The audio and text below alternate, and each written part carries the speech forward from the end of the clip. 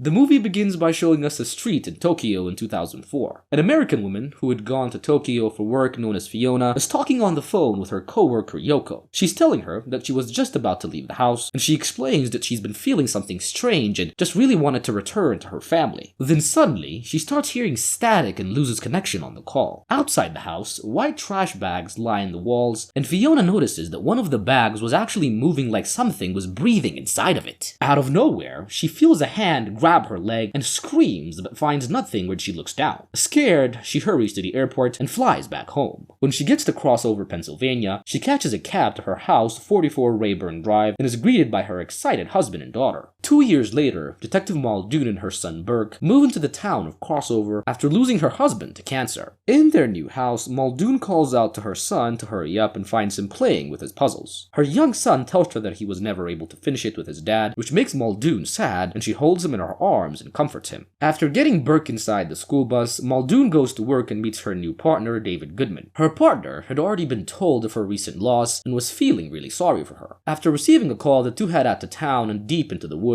where a body had been found dead in a car. On their way there, Goodman asks her what she thinks about the town, and she explains that they're still getting used to the move. When they get to the crime site, they find out that the body had been there for months and it belonged to a 65-year-old woman known as Lorna. The police explain that the feds were looking for Lorna because she was one of the assisted suicide cases, and he also found out that the woman used to live at 44 Burn Drive, the same as a case Goodman had once worked. Muldoon asks about the previous case, but Goodman ignores the question. And once they get to the station, Muldoon finds the old 44 Rayburn Drive case and takes a look at it. Curious, Muldoon drives to the house to check it out, and once she gets there, she knocks on the door but is forced to open the door when she hears the sound of crying. Once inside the house, Muldoon follows the sound of crying and finds a middle-aged woman by the sink. After introducing herself, Muldoon asks if she was Faith Matheson and tells her that she wanted to speak to her about the dead body that they found. Faith asks Muldoon if he could feed her just like her husband always used to, and Muldoon feels something behind her and asks the woman if she was alone. Then suddenly, Faith grabs her hand and begs her not to leave her, leaving a black gooish thing on her arm. Muldoon backs away, telling the woman she should bring help, and accidentally sees the rotting body of Mr. Matheson still sitting on the couch in front of the TV. Panicked, Muldoon hurries to her car and calls the ambulance and waits for them and the rest of the police to arrive. The disturbed detective decides to go home so her son doesn't worry and starts to drive, and on the road, she almost gets into an accident after seeing a child on the road and swerves around to avoid her. Shocked, she gets out of the car and looks around to see what it was, but she finds nothing on the road. Trying to get an explanation for these recurring events, Muldoon heads to Goodman's house and asks to speak to him, and inside the house, Goodman starts explaining the unsolved case of Fiona and how she'd killed her husband and her 6-year-old daughter, and finally herself. Goodman explains that his partner has been obsessed with the house and the murders for years, believing the place to be cursed. The next morning, Muldoon starts digging further into the case and finds out the name of the retailer who had sold the house of both buyers, Peter Spencer. In 2004, Peter had gone to a doctor's appointment with his wife to get his unborn child tested, and after a series of examinations, the doctor informs him that there's a likely chance that their child would be born with a disease called adrenoleukodystrophy. The disease is quite a horrible one that will destroy nerve cells in the spinal cord. Devastated, the parents asked the doctor if there was anything that they could do, but the only comfort he was able to give them was a chance to talk to similar parents. That afternoon, Peter drives by the house at 44 Rayburn Drive to get the final signature from the new owners. After looking around the house, he returns to the car and tells his wife that even though the car was there, no one was home. That night, as Peter showers, he feels a hand on his head and he looks around panicking, but he can't find anything. The next morning, Peter finds his wife staring at the empty crib and feels sad, and after he had breakfast with his wife, Peter heads back down to 44 Rayburn Drive to check on the owners once again. Standing at the door of the house, he's distracted by the neighbors for a few seconds, and when he looks back, he's startled by a little girl standing at the door. Peter knows that the little girl was the daughter of the new owners, and her name was Melinda. And when the child's nose starts to bleed, Peter panics and takes her into the house to clean her up, and after making sure the child was okay, he calls her parents to inform them that he came over to get the closing signatures. While he's leaving a voice message, Melinda starts to vomit blood from both her nose and her mouth until she disappears. Peter stays at the house until late, waiting for the owners, and gets a worried call from his wife, and while talking about their child, the doorbell starts to ring, so he tells her that he'd be home soon and hangs up. When he checks the door, he finds that there was nobody there. Peter then starts looking looking around the house for the little girl, following the sounds of her footsteps upstairs. And suddenly, he begins to see the deformed ghosts of the dead owners, and he starts to scream. And then, he brutally kills his wife and the child that she was carrying, covering the house in their blood. He then continues to drown himself in the bathtub, and in 2006, Muldoon sits on her bed watching videos of Peter and his wife that the police had acquired. A few hours later, Muldoon goes to the bathroom to wash her face, but something holds her head down in the water, attempting to drown her. Panicking, she looks around the room, but she doesn't find anything. Now incredibly paranoid, Muldoon starts looking into all the old 44 Burn Drive cases with more intensity, and sitting at the diner, she looks at another case from a year ago involving William and Faith Matheson. In 2005 crossover, Lorna, a person known as an exit guide, approaches a new client, William and Faith Matheson. Lorna tells William that she sits next to people who have decided to end their lives on their terms, and she explains that their preferred method is a gun pulled by a lever, which the patient will pull so it can close over their head, which will help them die peacefully. William had called Lorna to help his wife Faith die peacefully so she doesn't have to suffer from Alzheimer's anymore, and when Lorna goes to speak to Faith, she finds her playing to an invisible person who Faith explains was a young girl called Melinda. Seeing Faith's mental state, Lorna tells William that his wife was no longer in the mental state to decide to die, and she leaves. Although she's not willing to go through the procedure, Lorna offers to stay with William for a few days and help out with his wife. And that night, Lorna offers to go to the supermarket to pick up some supplies for William and his wife, and at the market, Lorna starts to feel something strange, as if something was all around her or something. Scared, Lorna rushes to her car in the rain and drives back to the house. When she gets there, she finds a strange man standing on the lawn, just staring at the house, so she informs William. After looking out the window, William calls Goodman and tells him that his partner was staring at the house again, and Goodman hurries to the house and picks up his partner and chastises him for harassing the family that moved into the house. And while Goodman was speaking, his partner pulls his gun out and shoots himself in the face. After Lorna, Wilson, and his wife have dinner, they all go to bed, and in the middle of the night, Lorna is awakened by the sounds of crying and decides to look around the house. When she goes into Faith's room, she sees one of the decaying ghosts hovering over the enzyme patient and screams, causing William to rush into the room, but there was nothing. In the morning, Lorna tells William that she thinks that their house might be haunted, but William tells her that she's already seen the ghost and explains that they give him hope that he can see his wife again once she passes, and he believes that anyone who's ever entered the house would be bound together. The next day, Lorna prepares to leave and goes downstairs to say goodbye to the couple, and instead, she finds that Faith had stabbed William in the neck and was chopping off his fingers. Screaming in horror, Lorna runs out of the car and rushes away, but is startled by a ghost in the back, getting into an accident and dying instantly. In the future, Muldoon continues her investigation and finds the name of Goodman's ex-partner, who was now in a mental institute. The next day, Muldoon goes down to the hospital to visit the ex, Detective Wilson, and when she gets to his room, she finds Wilson already restrained and asks if the doctors had told him if she would be coming to see him. Looking at her intently, his face is severely deformed from a gunshot, and Wilson asks if she'd found his tapes. When he sees the confusion on her face, he starts laughing and asks her if the deaths were happening again, and he tells her that once a person steps into the house, the thing possessing the house would never let them go. Suddenly, he starts to see something and becomes increasingly erratic, forcing her to leave. When she gets to her car, she hears the hospital alarms blaring and hurries back, only to find that Wilson has gouged out his own eyes and was still yelling that he could feel it. Muldoon then returns to the station and finds all the tapes that Wilson had made about the murder that he was investigating in the cursed house. On the tapes, Wilson speaks of finding many similar cases in Tokyo of people who had died in the same house, and when he spoke to a detective there, he told him that he thinks that it was a murderous spirit. Fiona had worked in the same house and had brought the curse with her when she returned home, and after listening to the tapes, Muldoon starts to see things with more frequency than she did before, and the next morning, Muldoon is forced to bring her son to work because her babysitter canceled on her on short notice and introduces him to her partner. Goodman then takes the kid into the video room and opens a movie for him, and Muldoon asks her partner if they had heard anything about the body that they found in the woods, but Goodman tells her that the feds have already taken over the case. And when she tries to push, he tells her to drop it and walks away. At the hospital, where Faith had been taken to recuperate, she'd been bandaged up and is allowed to move around freely. And when no one was watching over her, Faith climbs to the top of the spiral staircase and throws herself off, slamming into the ground and dying instantly. When Goodman gets the news of Faith's death, he calls his partner and lets her know. Muldoon receives the message as she sits on her bed panicking, and fearing that she would hurt her son like all the others, she calls Goodman and asks him to come over. When he comes over, Muldoon confesses confesses her fears and tells him that she doesn't want to end up like his ex-detective. That night, she takes her son and heads to the cursed house, hoping to end it all. And using the gasoline that she brought with her, she drenches the entire house while the ghosts of the house show her how each of them had died. And suddenly, an image of her son appears and tells her not to do what she was planning, and although that she thought it was her son at first, she realizes that the spirit in the house was playing mind games with her to not set the house on fire. But she manages to ignite the flame and she hurries out to her son, watching the house burn to the ground. The mother and son then return to their home, and Muldoon, thinking that they were now safe, the next day calls her son to go to school and gives him a hug in front of his room, and she tells him that she really loves him. Then suddenly, she hears the sound of her son saying that he was going to school and realizes the spirit had followed her to the house. And as she looks at the person that she thought were her son, it turns out to be a deformed ghost, and she's dragged by all the others to her death.